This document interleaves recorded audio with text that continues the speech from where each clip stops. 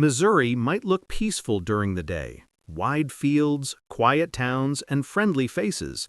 But when the sun goes down, the state hides a darker side that most people don't talk about.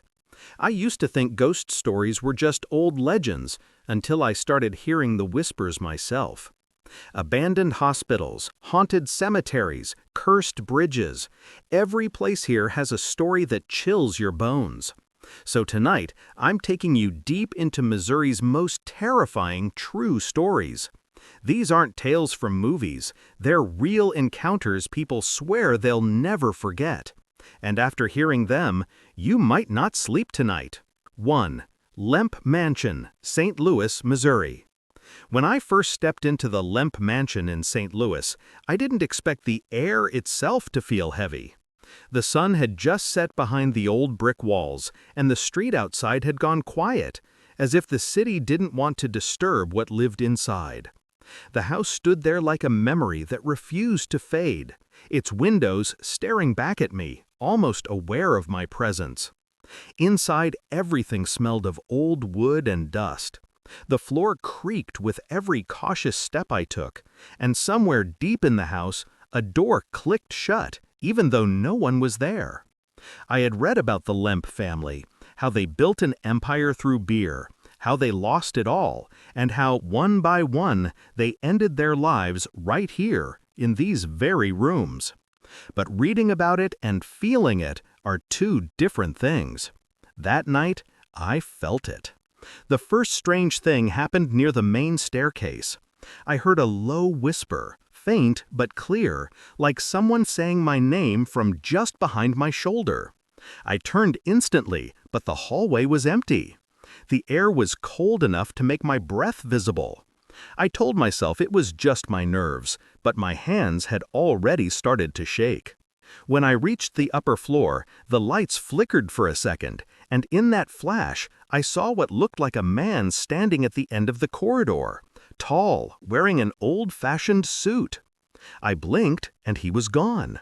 My heartbeat grew louder than my footsteps. I moved closer, even though everything in me screamed to turn back.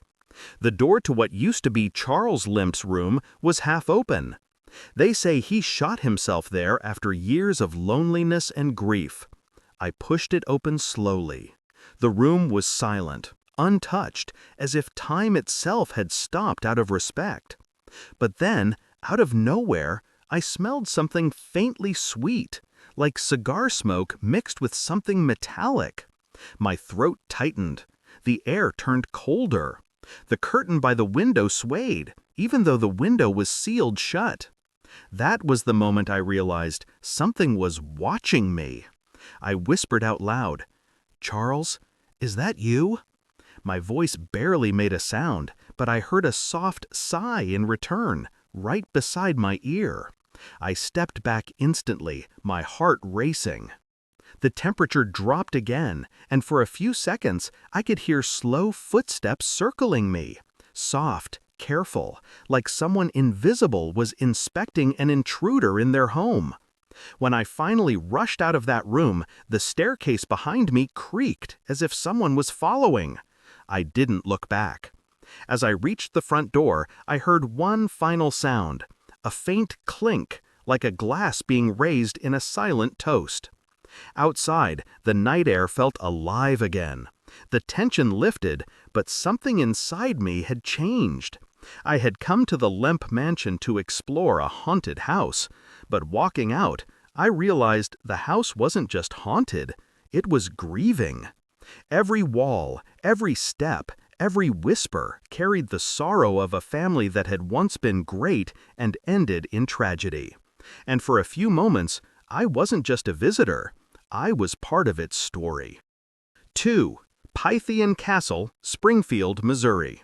I still remember the first time I walked through the iron gates of Pythian Castle in Springfield, Missouri. The evening air was thick and cold, the kind of air that carries whispers if you listen closely enough. The castle looked beautiful from the outside, but there was something about it, something that didn't quite feel right. Maybe it was the silence that surrounded it, or maybe it was the feeling that someone, or something, already knew I was coming. As I stepped inside, the first thing that hit me was the smell. Old stone and damp wood mixed with something faintly metallic. The hallways were dimly lit, and the walls seemed to swallow every sound I made. I'd read about the castle's past, how it was built in 1913 by the Knights of Pythias, later used by the military during World War II as a hospital and a prison. But none of those words prepared me for the atmosphere. The place felt alive, like the walls had memories they couldn't forget. While exploring the grand hallway, I noticed a cold breeze brush against my neck. I turned around, but the air was still.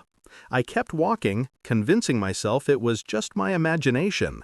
But then I heard footsteps, slow, steady, coming from behind me.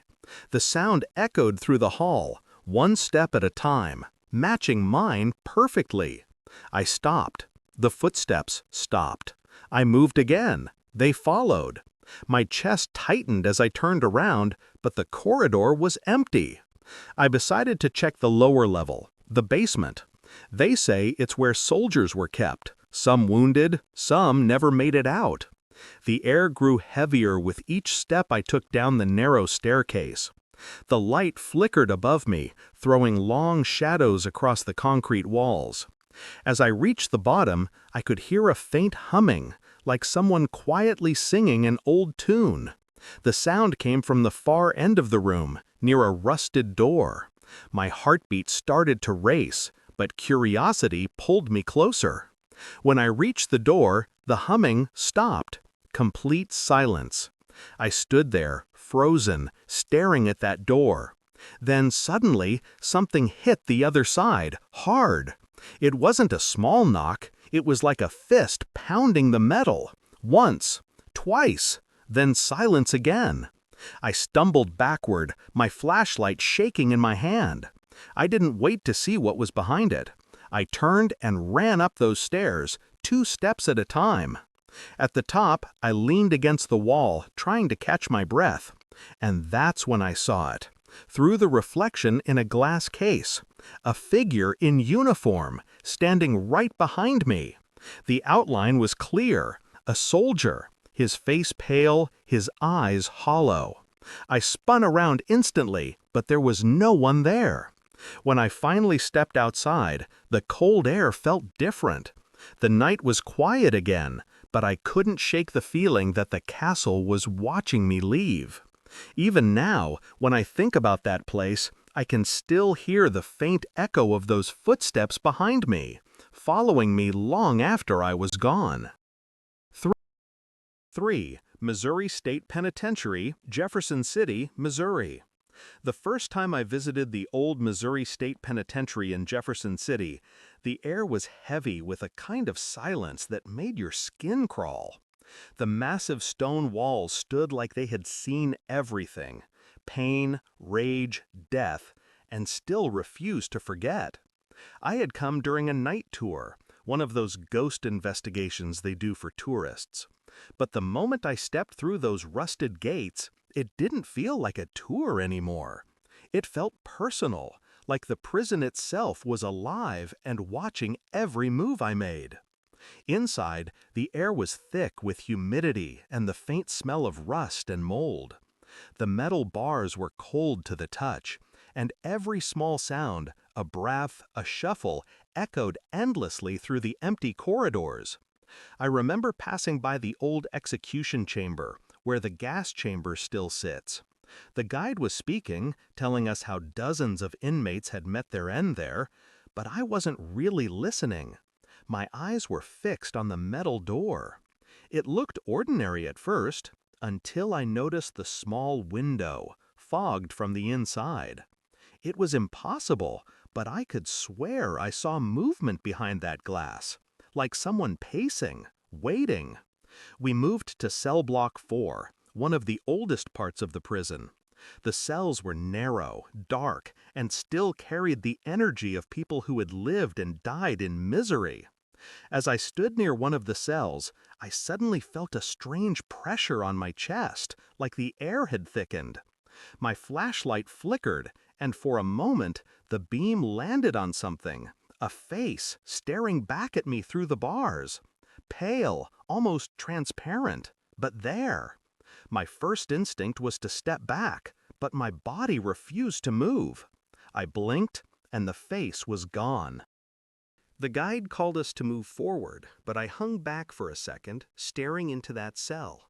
That's when I heard it, a low whisper. It wasn't clear, but it sounded like a man's voice saying, "Don't forget us." My whole body went cold. I turned to call the guide, but everyone else had already gone around the corner. The hallway behind me stretched into darkness.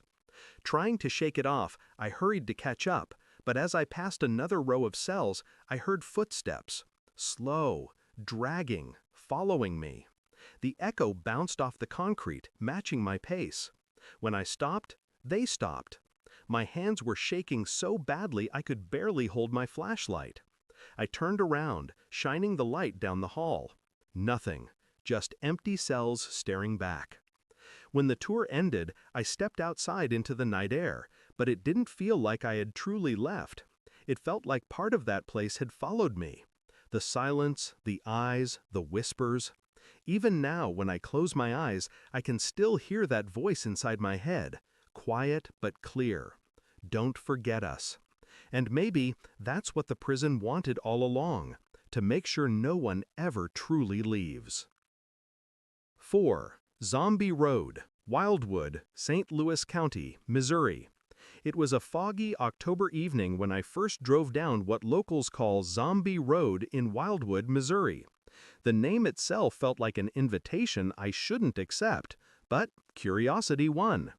The road twisted deep into the woods, barely wide enough for one car, surrounded by trees that seemed to lean closer the farther I went. The sun had almost disappeared, and the last bit of light slipped away behind the trees. I turned off my headlights for a moment, just to feel the darkness. That's when the silence hit. A deep, eerie kind of silence that makes your heartbeat sound too loud. I parked the car near the old trail and stepped out.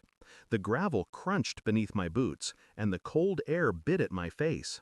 There was no one else around, yet I couldn't shake the feeling that I was being watched. The stories about this road had always fascinated me. Tales of people who vanished, strange lights in the trees, and a woman in white who appears near the river. I'd laughed them off before, but standing there in the middle of nowhere, every word suddenly felt possible. As I started walking, I noticed how the fog moved strangely, not drifting like smoke, but rolling low, curling around my legs as if it were alive. I pulled out my phone to take a picture, but the screen flickered and died, even though it was fully charged. That's when I heard it, a soft sound, like footsteps on gravel, just a few paces behind me. I turned quickly, my breath caught in my throat. Nothing, just the empty trail stretching into the darkness. I kept walking, faster this time. My flashlight beam danced over the trees, catching glimpses of things that looked like figures but vanished when I focused. Then I saw something ahead, a faint blue light hovering near the bend. It wasn't bright, just a dim glow, but it was definitely moving. I took a few cautious steps toward it, and the air grew colder. My breath turned to mist, and suddenly the light blinked out. Everything went black. Then, from the darkness, came the sound of a woman crying, soft at first, then louder, echoing through the trees. My body froze. The sound was close, too close, like she was standing right beside me. I turned, and for a split second, I saw her. A pale figure in a long dress, her head tilted down, hair falling over her face. I couldn't breathe. My flashlight slipped from my hand, hitting the ground with a dull thud. When I grabbed it again and looked up, she was gone. I ran. I don't remember how far or how fast, only the pounding of my footsteps and the feeling that someone was running right behind me.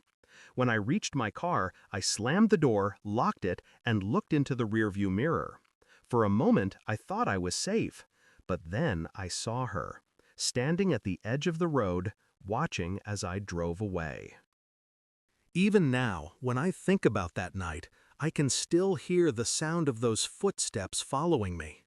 People say Zombie Road is just a legend, but I was there, and whatever lives on that road, it's not a story, it's waiting. Five Elms Hotel and Spa, Excelsior Springs, Missouri. I remember the night I first visited Zion Cemetery in St. Louis, Missouri, a place locals whisper about but rarely visit after dark. The cemetery sits quietly at the edge of town, surrounded by old oak trees that seem to lean closer each time the wind blows. I wasn't there for adventure. I went because I'd heard a story, one that refused to leave my mind. They say a woman named Eleanor, buried somewhere near the center of the cemetery, never truly left. She was a caretaker's wife back in the early 1900s, and after her sudden death, her husband reportedly vanished without a trace. Since then, people have claimed to see her wandering among the graves, holding an old lantern that flickers even when there's no wind. That night, the air felt unusually heavy. My flashlight's beam danced across the cracked headstones as I stepped through the gate that creaked louder than it should have. Every step I took echoed faintly, as if someone was matching my pace, just a few feet behind me. I told myself it was my imagination, but deep down, something didn't feel right. I found Eleanor's grave easily. It was marked by a small, weathered stone with her name barely visible. I crouched to brush away the dried leaves covering it, and that's when I felt it. A sudden chill ran through my body, sharp and cold, like the air had been sucked out of the night. My flashlight flickered once, twice, then died completely. For a moment, everything went silent. No wind, no rustling, just darkness. Then, from somewhere behind me, I heard soft footsteps crunching over the gravel path. Slow, careful, coming closer. My heart pounded so hard I could hear it in my ears. I turned around quickly, whispering, "Hello?" Nothing, but I could see a faint, warm light glowing between the trees, like an old lantern swaying gently in the air. It moved slowly toward me, stopping a few feet away.